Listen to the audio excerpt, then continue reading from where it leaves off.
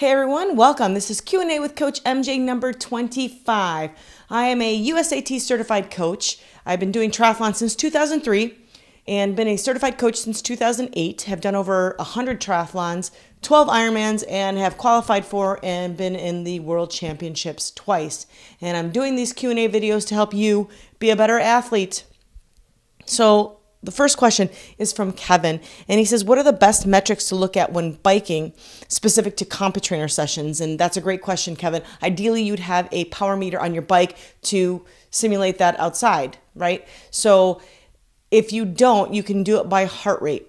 And what we're trying to do is everything is based off your FTP, right? So if your FTP is 200 and you need to be in zone 3 or zone 4 or zone 5, you know what power you need to be at based on those numbers. So if you don't have a power meter, if you can't afford one, or don't want to invest in one, I would use a heart rate monitor. And so when we're in the studio and you're in those zones in class and you're reading the heart rate numbers, then you can apply that to outdoors and that would help. And ideally, we're looking for the best power to weight ratio.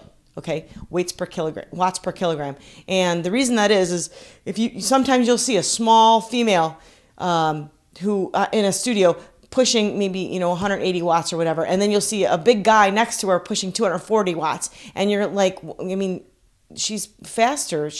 Because it takes a lot more power to move a bigger mass. So it's really not I mean, you can have a big high power number, but if you're a big guy, you should have a big power number. That's just how it goes. So anyway, I would use the heart rate monitor to do that. Start using it in the studio, get those numbers, get those zones, and then you can apply that as soon as we start riding outside. And Ian also had added that question. And so that's a great question, guys. And thanks for asking. So next question is Andy, and this pertains to the run. How many speed days a week, and how do I get faster? And ideally, Andy, it's just one, because any more than that, you're likely to get injured or you're increasing your risk of injury. And it doesn't necessarily have to be speed workouts. It could be hill repeats, because you really just need to do what your race course is like. So if say you're doing Boston, you want to do hill repeats because Boston is a hilly course. So that's a great question. Incorporating speed work into your running is a surefire way to get you some speed,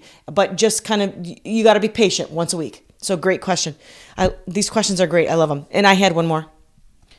Hold on. This is from Nicole, and she asks, do you have any recommendations on swimsuits?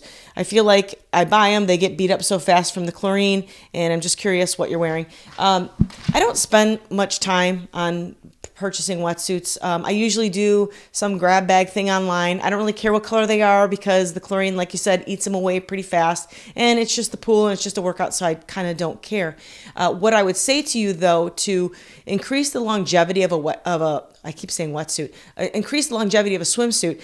After the pool, many people take the suit off, put it in a plastic bag, stick it in their gym bag, and then they go to work, and that suit sits in that bag all day wet, chlorine eating away at it. Well, you're decreasing the life of it quicker. So what you can do, just take a few minutes after each swim, is rinse it out in cold water really well, and then you put it in one of them spinners or squeeze it out, whatever, wrap it in a towel and squeeze the towel. Get it as dry as you can, and then do not leave it in a plastic bag all day. So what I used to do when I was in corporate America, I would go and swim, I'd rinse it, I'd put it in the spinner, and then take it out of my bag and then just kind of hang it on the hook in the car so it would dry. So just don't leave it in a dark bag, especially for days. Ew. So anyway, thanks for the questions, you guys. They've been great. Keep submitting the questions, and I'll see you next time.